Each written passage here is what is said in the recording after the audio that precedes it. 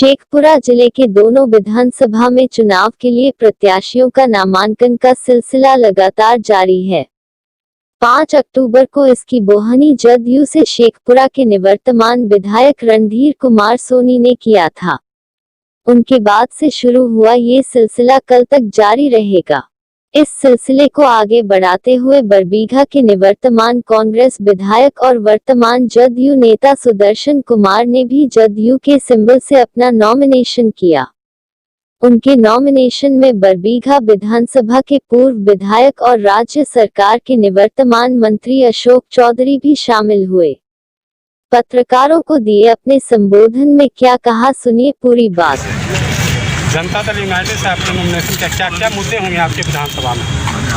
अब जो भी मुद्दे हैं लगातार 5 वर्षों में लोगों के बीच बना रहा, हर सुख दुख में रहा, जहाँ तक मुझसे बन पड़ा हर हमेशा संभव कोशिश किया मैं विकास का, चाहे वो अस्पताल का मामला हो, चाहे वो IT सेंटर हो, चाहे वो इंजीनियरिंग कॉलेज हो, या हो सके चाहे वो मटोका दरगाह का पर्यटक स्थल का दर्जा हो, हर संभव कोशिश किया हुआ है। आपकी टक्कर मानी जा रही है गजानन साहिब से, क्या लगता है आपको? लोग हैं, इलेक्शन में टक्कर क्या है, जो ज़्यादा मेहनत करेगा, जो लोग, ये काम जनता का चुनना है, किसको आप बेहतर समझ रहे हैं। इस बार विधानसभा चुनाव में आपका मुद्दा क्या होगा? मुद्दा क्या है, लोगों के बीच रहना है, जो भी परेशानी है, जो भी काम अधूरे पड़े हैं सारे को पूरा करना है। क्या नाम हुआ सर? मेरा नाम सुदर्शन कुमार। क्या हो सकता है इस पर? हम लोग को नहीं लगता है कि बहुत फर्क पड़ेगा। 2005 के चुनाव में, 2010 और 2015 के चुनाव में लोजपा लोगों के साथ रही, और क्या कारण रहा कि 2019 में तो नीतीश जी को ले जा करके अपने यहाँ लोकसभा चुनाव में प्रचार कराए, और दिल्ली के चुनाव में उन्होंने कहा कि 7 निश्चय के माध्यम से हम हर घर जल नल शुद्ध जल दे रहे हैं लोगों को।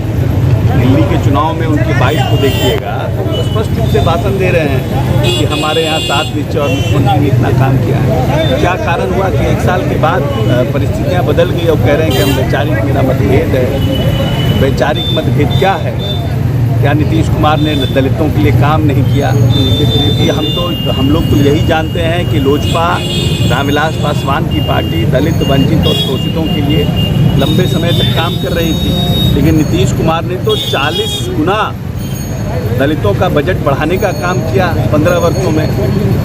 हर प्रकार से इस प्रदेश के वंचित समाज जो है वो आर्थिक, सामाजिक और राजनीतिक रूप से सबल हों, राजनीतिक रूप से सशक्त हो, इसका प्रयास नीतीश कुमार ने किया।